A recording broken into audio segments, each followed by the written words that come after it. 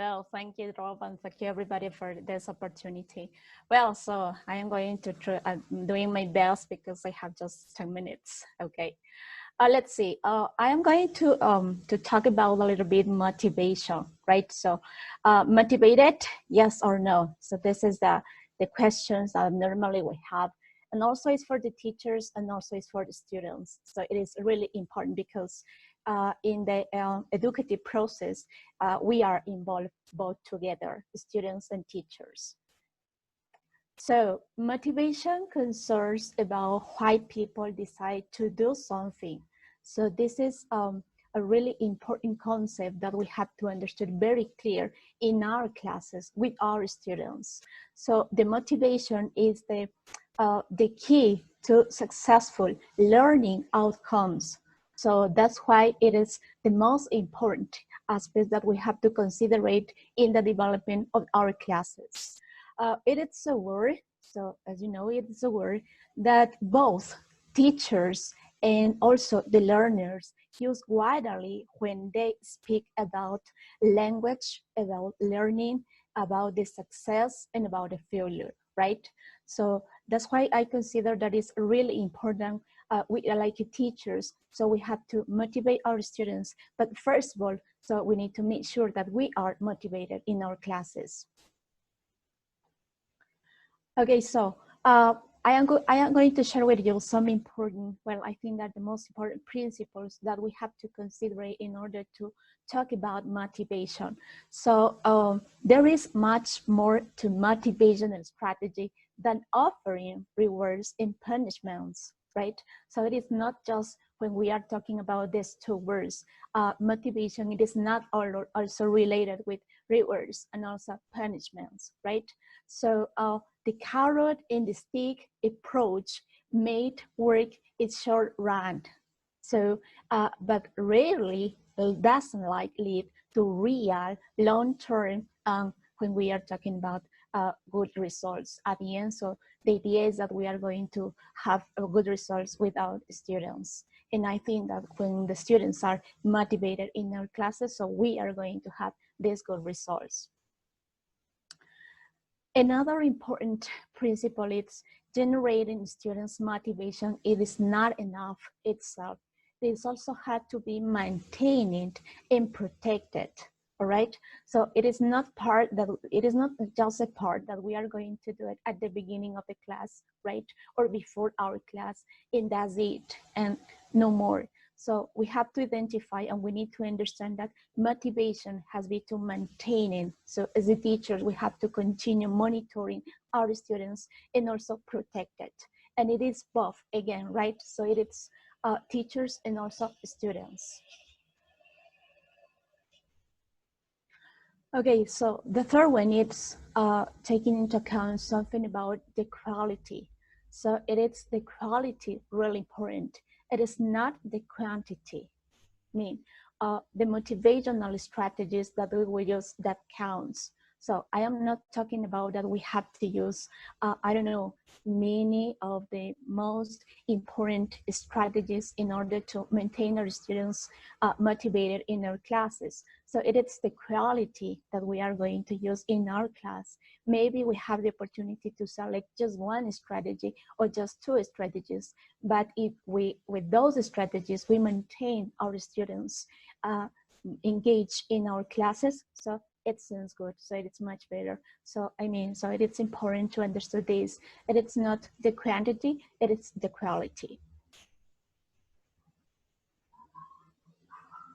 Okay, so I was reading a lot about this, and I think that this topic, it is really important, especially nowadays, because, you know, so we don't have classes, normal classes, so we have to face the online classes now. And I think maybe the technological tools helping us in order to motivate also our students. And we have to select, we need to very carefully in order to select the best apps or the best technological tools that combine with our process, with our strategies in order to promote the motivation in our classes. And maybe we can consider these improve motivational teaching practices in order to understand this clear. Okay, so the first one is creating the creating the basic motivational conditions. So it is important to know about how the environment is with our students.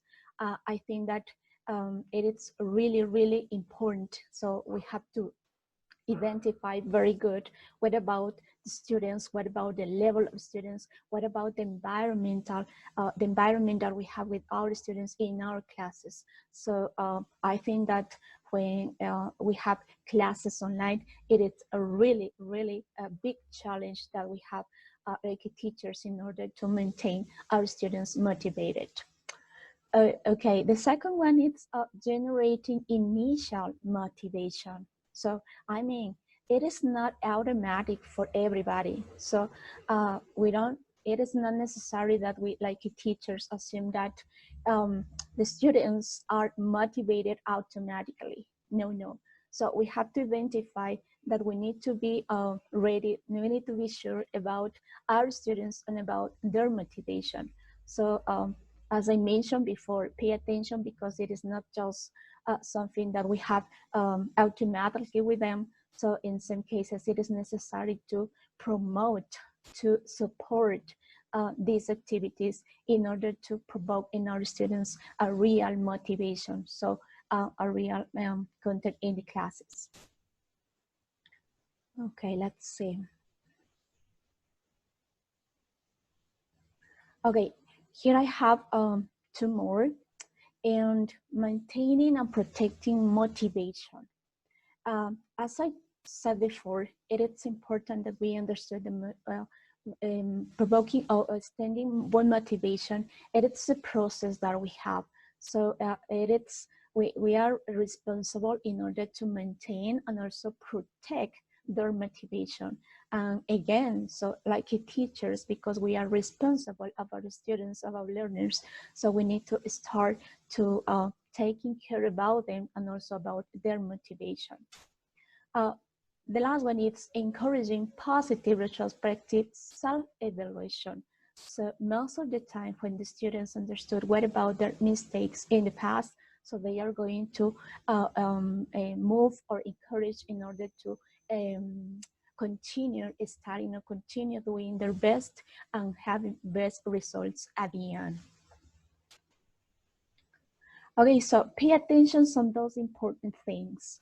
Winning students' appetite. So this is a principle that we need to understand and identify our students' needs. And according to their needs, we need to identify very clear what are the best strategies that we can use in the classes in order to maintain the students motivated.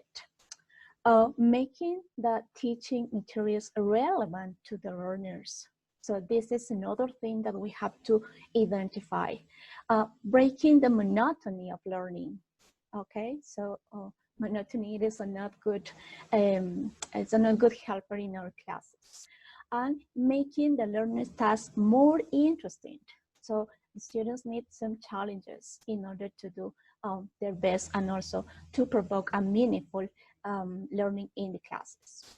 And increasing the learner's self-confidence, creating learning autonomy, and obviously increasing learner satisfaction. So with those things, like a teacher, we think that it is really important that we have to pay attention, especially to this topic, because I think that it is one of the most important in our classes in order to have, better results with our students, with the learners, because the most important in our classes, obviously, they are. All right.